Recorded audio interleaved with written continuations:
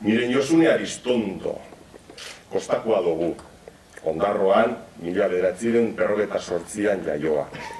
Ikasketaz kimikan lizentziaduna da, eta zientziako gaiak irakasten ibilitakoa.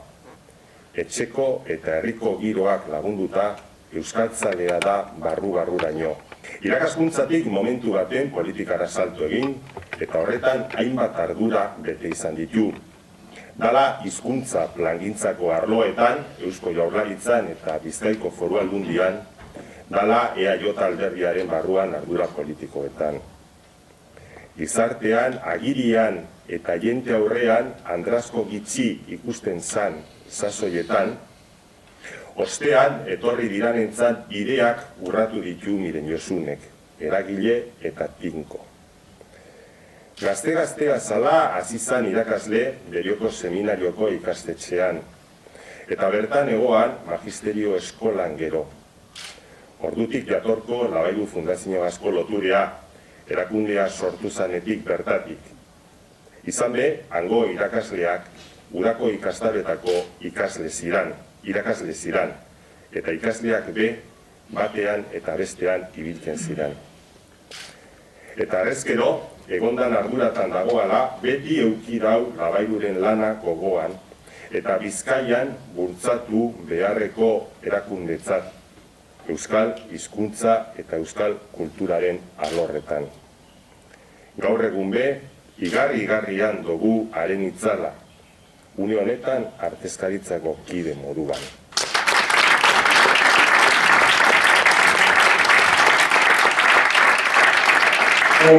Josune handia egituzta, Miren Josune egituzta, zoelako. Ni neure burua, Miren Josune moduan ezagutzen dut, zarretan Josune egiten duzke, baina ni Miren Josunez. Jaio nintzen. Beraz, eskarrik asko, Labairukoei. Horre du izatea horrea da, claro, ez dago zer esanik, ezta? Hau esan duzuenean, Labairuko presidenteak edo zuzendaria goto esan da aurko dituztenean, hainbat gogorak etorri eta zan, eta batzu kontra egituzunez.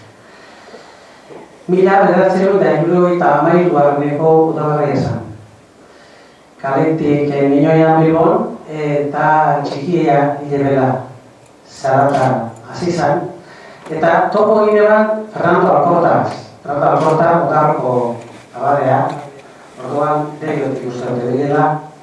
Eta berarekin berretan hasi, ze txikiaren emaztean Ondarrota zan. Eta batetu esan da, nuti nola zabiz, edo zer egin dozu, eta kontan bizan piskate, zertan egilen, handik irulagea eta abuztuan, irulabade etorri ziren betxera. Gure ama, ja, zera jarrezan.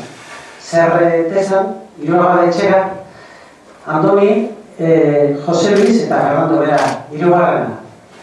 Aita, bueno, proposatzea, irakasle bateko, deriela. Aita, barratik etorri zan, txasotik etorri zan, eta ikusi bat, zabana, jente barrea bala, eta sartu zan zabana, eta usera jente txaderra zaban da, zantzala, eta batek ez daki euskara horik, eta baina jentuzak, por aquí. Deretzako, berba dotore, ikusi, ezautzen eman berba dotore, baina jentuzak, por aquí.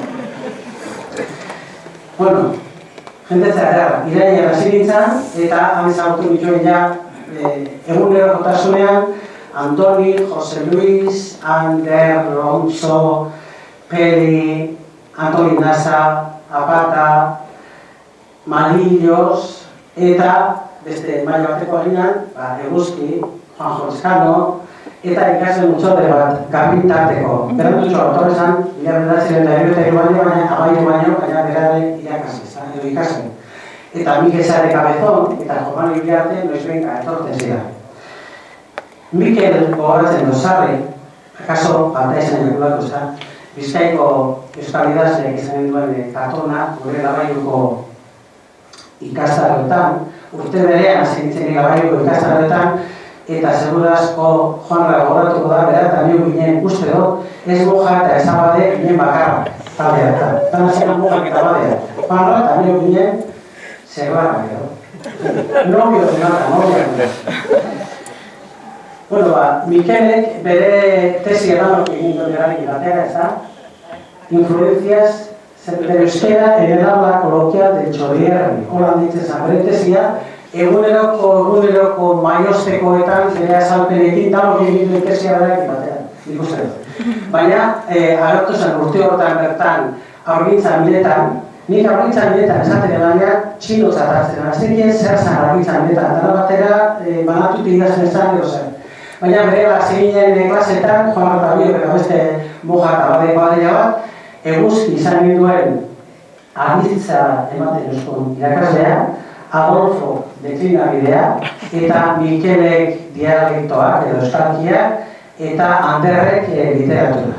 Horrein gogoratzen dut, Juan Artabio duzu, ezelan egiten euskun, Kitolizen itxasontzia kresala bazaltzen, eta ikonbestxu jausten urritara itotzen da. Oso ondo pasatzen duen eta asko ikasi duen. Korri guztiak niretzako dira Labairuk mondako ekarpenak edo Labairutik jaso ditudan ekarpenak, ezta? Labairuk ikastaroetan Gaspar, Juan Arrezandot, Adolfo, Tomás, Martina Quitope, San Rayera, Ander, seguru nago Gasparpe gogatzen dituela, nago ikastaroetako gure kontuak eta literatura kontuak. Etxe nagusia, eta moten euskazan, iparraldeko euskera ikasi genduenarekin.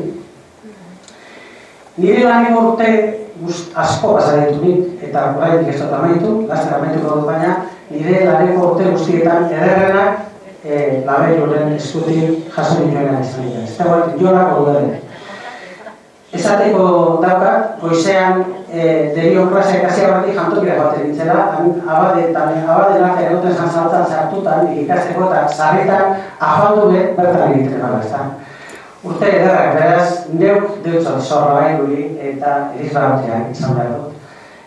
Ikasi eman guztia eta gozatu eman guztia. Ikasleaiek euskeraz ikasten eben eta orain goan zari uste komedi dara, eta lutxea zamaituko zaitu eta aspertu nahi. Ikasle pio bat epinituenik, derioko kolegi ikastetxe hartan, ez da. Klaseak lehenengo urte hainbatetan, 70 sartu eta igual 10 urtetan edo 8 urtetan edo klaseak erdera izaten ziren. Labairuk antolatzen zituen euskarazko klaseak, ikasleentzako kursoaren barruko, aparte ikastaro bakurakoak, kursoaren barruko euskara klasea.